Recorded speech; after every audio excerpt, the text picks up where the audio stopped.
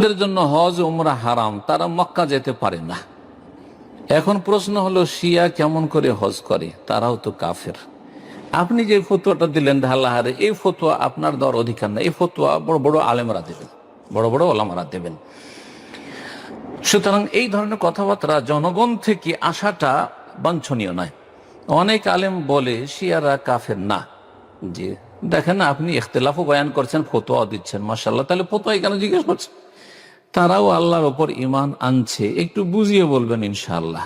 আল্লাহর প্রতি ইমান আনা শুধু মুসলিম হওয়ার জন্য যথেষ্ট নয়, রাসূলুল্লাহ সাল্লাল্লাহু আলাইহি ওয়াসাল্লামের প্রতি ইমান নিয়ে আসতে হবে। এবং রাসূলুল্লাহ সাল্লাল্লাহু আলাইহি ওয়াসাল্লামকে আল্লাহ যেখানে রেখেছেন সেখানে রাখতে হবে। ওপরে উঠিয়ে দিলে শিরক হয়, আর নিচে নামিয়ে দিলে কুফর হয়। তো কুফর আর শিরক থেকে বাঁচতে হবে। জি। তারপরে আল্লাহ রাব্বুল আলামিনের কিতাব আল কোরআনুল কারীম রাসূলুল্লাহ সাল্লাল্লাহু আলাইহি ওয়াসাল্লামের উপর নাযিল হয়েছে। জি, সেটার প্রতি ঈমান নিয়ে আসতে হবে। কোরআনে কারীমে রয়েছে আয়েশা সিদ্দিকা রাদিয়াল্লাহু তাআলা আনহা সম্পর্কে কয়েকটি আয়াত নাযিল হয়েছে, 10-এর বেশি আয়াত সূরা নূরে নাযিল হয়েছে। যারা তার উপর মিথ্যা অপবাদ দিয়েছিল তাদের জন্য কঠোর শাস্তি রয়েছে। ওয়াল্লাযী তাওয়াল্লা কিবরাহু লাহু আযাবুন আযীম আর ইন্নাল্লাযীনা জাউ বিল ইফকি উসবাতুম মিনকুম। হ্যাঁ, যারা এই মিথ্যা অপবাদ দিয়েছে, লা তাহসাবুহু শাররাল লাকুম বাল হুয়া খায়রুল লাকুম। এইভাবে আল্লাহ রাব্বুল আলামিন নবী করিম সাল্লাল্লাহু আলাইহি সাল্লামের প্রিয়তমা বিবির পবিত্রতা, সতী হওয়া স্পষ্ট ভাষায় আল কোরআনে নাযিল করে দিয়েছেন, কোনো হাদিসের ওহী না। কোরআনে কারীমের আয়াত দিয়ে একটি আয়াত যথেষ্ট ছিল। সুতরাং তারপরেও যদি কেউ আয়েশা সিদ্দিকা রাদিয়াল্লাহু তাআলা আনহাকে অসতী বলে, তাহলে সে মুকাজ্জিবুল কোরআন না, কোরআন অস্বীকারী নয়, কোরআন অস্বীকারী। কেউ যদি কোরআন কারীম অস্বীকার করে, আল্লাহ বলছেন সাহাবায়ে কেরামদের উপর আল্লাহ রাজি হয়ে গেছেন। কেউ বলবে না তারা সবচেয়ে বড় কাফের ছিল, মুনাফিক ছিল, তাহলে তারা কোরআন অস্বীকারী। সুতরাং এই মানদণ্ডে শিয়াদেরকে বুঝতে হবে।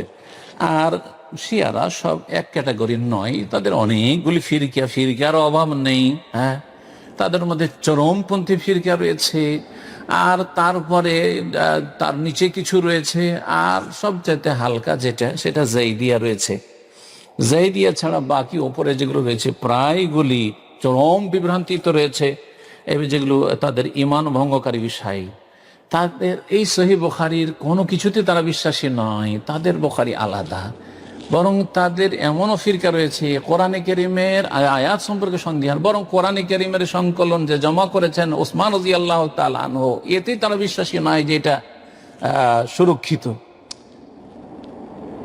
এখন প্রশ্ন আপনার থেকে যায়, মক্কা মদিনায় কেন আসছে? মক্কা মদিনায় যেহেতু তারা ফিরকা হিসাবে মুসলিম ফিরকারি 73 ফিরকারি অন্তর্ভুক্ত, আর তারা কাগজে কলমে তারা মুসলিম, সেই জন্য এখন আল্লাহর কলমে আল্লাহর খাতাতে কে মুসলিম, যাকে আল্লাহ মুসলিম বলবেন সে মুসলিম, আর যাকে আল্লাহ রাব্বুল কাফের বলে। সারা দুনিয়া যদি মুসলিম বলে আর আদর্শ বলে, আর তাদেরকে আদর্শ মনে করে নিজের দেশেই আদর্শের বাস্তবায়ন করতে চায়, কখনো আল্লাহ কবুল করবেন না, কখনো আল্লাহ কবুল করবেন না। আশা করি বিষয়টি বুঝতে পেরেছেন। আল্লাহ রাব্বুল আলামিন যেন আমাদেরকে দ্বীনের ওপর থাকার তৌফিক দান করেন, এবং নিজেকে কুফরি থেকে, শিরক থেকে এবং পাপাচার থেকে মুক্ত রাখার তৌফিক দান করেন আল্লাহ রাব্বুল আলামিন।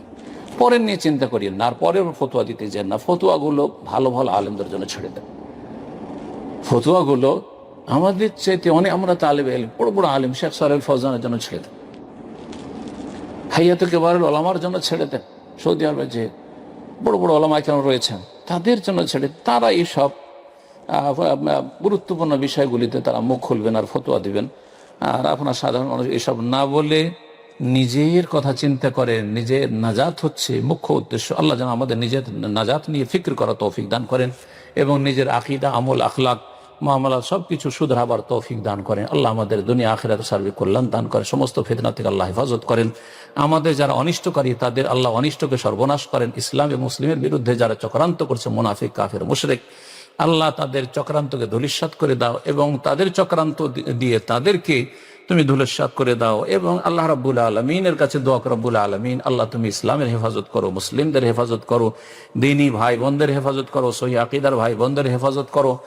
যারাই ক্ষতি করতে চায় কোরআন সুন্নাহর অনুসারীদের, আল্লাহ তাদের ক্ষতি দিয়ে তাদেরকে ধ্বংস করো রব্বুল আলামিন। আল্লাহ তুমি আমাদের সার্বিক অনিষ্ট থেকে হেফাজত করো। সুবহানা রাব্বিকা রাব্বিল ইজ্জাতি আম্মা ইয়াসিফুন ওয়া সালামুন আলাল মুরসালিন ওয়ালহামদুলিল্লাহি রাব্বিল আলামিন।